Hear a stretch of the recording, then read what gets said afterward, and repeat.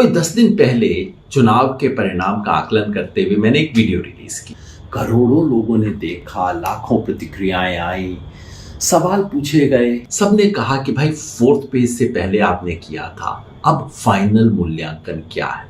तो ये आपके सामने है फाइनल मूल्यांकन मेरे ख्याल से इस चुनाव में बीजेपी को 240 से 260 के बीच में सीट आनी चाहिए, उसके एनडीए सहयोगियों को 35 से 45 के बीच, कांग्रेस 85 से 100 के बीच और उसके इंडिया गठबंधन के बाकी सहयोगियों को 120 से 135 के बीच।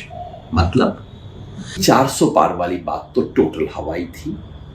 300 पार करना भी बीजेपी के लिए नामुमकिन होगा।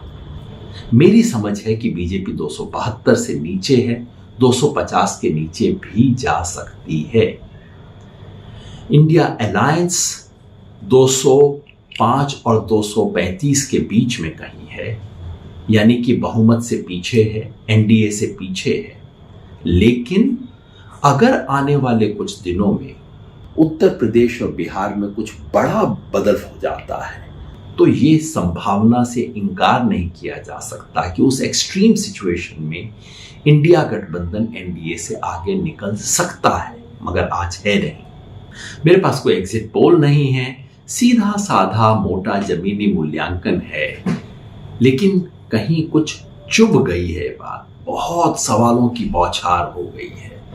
एक बात हर कोई पूछता है कि साउथ में और ईस्ट में क्या बीजेपी गेन नहीं कर रही और वहां के गेन्स होंगे, बाकी के लॉसेस तो बराबर हो जाएंगे। इस बात में छोटा सा सच का अंश है। सच का अंश ये है कि हाँ, जो तटीय पट्टी है केरला से लेकर उड़ीसा तक, इसमें बीजेपी के वोट बढ़ेंगे, थोड़ा सा सीट का भी फायदा होगा। शुरुआत यहीं से कर लेते हैं, बीजेपी के गेन्स देख लेते हैं। फायदा उतना नहीं जितना वो सोचते हैं। केरला, तमिलनाडु और पौंडीचेरी मिला के बीजेपी की अपनी सीट सिर्फ 2 बढ़ सकती है। एलाइज को भी 2 और सीट आ सकती है। आंध्र में बीजेपी के एलाई टीडीपी और जनसेना ने बहुत अच्छा परफॉर्म शायद किया है। कुल मिला के इन्हें 15 सीट आ सकती हैं। बीजेपी की अपनी सीट बढ़ेंगी 3। तेलंगाना में इस बार सीधे कांग्रेस और बीजेपी का मुकाबला हो गया है और ऐसे में कांग्रेस की सीट भी बढ़ेंगी, बीजेपी की सीट भी बढ़ेंगी। ये भी संभव है कि लगभग बराबर हो जाए। मान लीजिए 4 सीट बीजेपी की और बढ़ गई, पहले ही 4 थी, 8 पे पहुंच गई। उड़ीसा, बीजेपी के पास ऑलरेडी 8 सीटें हैं, 4 सीट और बढ़ सकती हैं। विधानसभा में हारेंगे लेकिन लोकसभा में उनकी परफॉर्मेंस इंप्रूव होगी। कितना फायदा हुआ कुल मिला के? 13 सीट का। अब दक्षिण भारत के बाकी बचे हुए राज्य पे आ जाइए। कर्नाटका, खाली कर्नाटका में बीजेपी को कम से कम 13 सीट का नुकसान है। 25 सीट बीजेपी के पास है, एक उनके सहयोगी के पास थी। 12 से ज्यादा इस बार बीजेपी की नहीं आ रही, तो 13 सीट का जो फायदा बाकी सब राज्यों में हुआ वो अकेले कर्नाटका में बराबर हो गया। बच गया ईस्ट। बंगाल में दोनों तरह की बहुत रिपोर्ट आई है और काफी देखने के बाद मेरा मोटा मानना है कि बीजेपी जो गिरावट हुई थी उससे उठ के वापस 18 के करीब कहीं आ जाएगी। ना कोई बड़ा गेन, ना कोई बड़ा लॉस।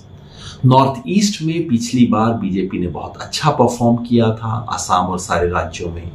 मोटे तौर पे बीजेपी लगभग वहीं कहीं पे खड़ी है। निष्कर्ष ये है कि पूरे साउथ इंडिया और पूरे ईस्ट इंडिया को मिला दें तो बीजेपी का नफा और नुकसान कट के 0 पे पहुंच जाता है। एलाइज को 15 सीट का फायदा है, उसे एक बार साइड में रख लीजिए।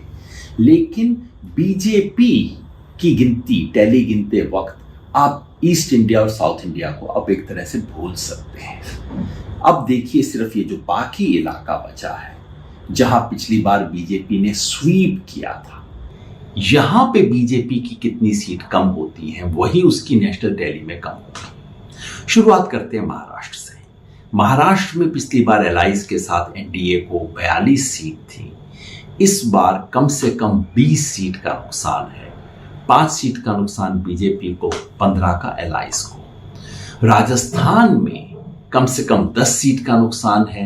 चलिए इसके अंदर गुजरात भी जोड़ देते हैं, दोनों में मिला के 10 सीट का नुकसान। मध्य प्रदेश छत्तीसगढ़ में कम नुकसान है, लेकिन अगर उसके साथ आप झारखंड भी जोड़ दें तो तीनों में मिला के 10 सीट का और बीजेपी को नुकसान। हरियाणा में बीजेपी के खिलाफ एक आंधी सी है, हरियाणा और दिल्ली में 10 सीट का नुकसान, और उधर पंजाब, हिमाचल प्रदेश, चंडीगढ़, जम्मू कश्मीर, लद्दाख में मिला के 5 सीट का और नुकसान। बच गया उत्तर प्रदेश और उत्तराखंड, जहां मेरे अनुमान से बीजेपी को कम से कम 10 सीट का नुकसान है। बिहार में बीजेपी और उसके एलाइज को पिछली बार 40 में से 39 सीट थी, कम से कम 15 सीट का नुकसान है। 5 सीट का बीजेपी को, 10 सीट का नुकसान उसके एलाइज को। अब इस सारे को जोड़ के देखते हैं। कुल मिला के बीजेपी को 55 सीट का नुकसान, मतलब पिछली बार 303 से 248, और बीजेपी के सहयोगियों को यहां 25 सीट का नुकसान, लेकिन पहले 15 सीट का फायदा था, तो नेट 10 सीट का नुकसान। इस आधार पे मैं कहता हूं बीजेपी 240 से 260 के बीच में कहीं, और बीजेपी के सहयोगी 35 और 45 के बीच में कहीं।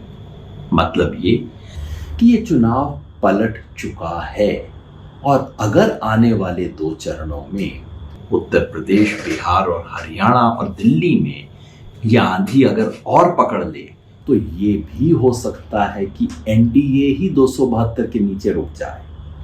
ये वो सच है जो मीडिया, पोलस्टर, एक्सपर्ट आप तक पहुंचने देना नहीं चाहते। ये वो सच है जो मेरा फर्ज है आप तक पहुंचाना, और आपका फर्ज है आगे हर व्यक्ति तक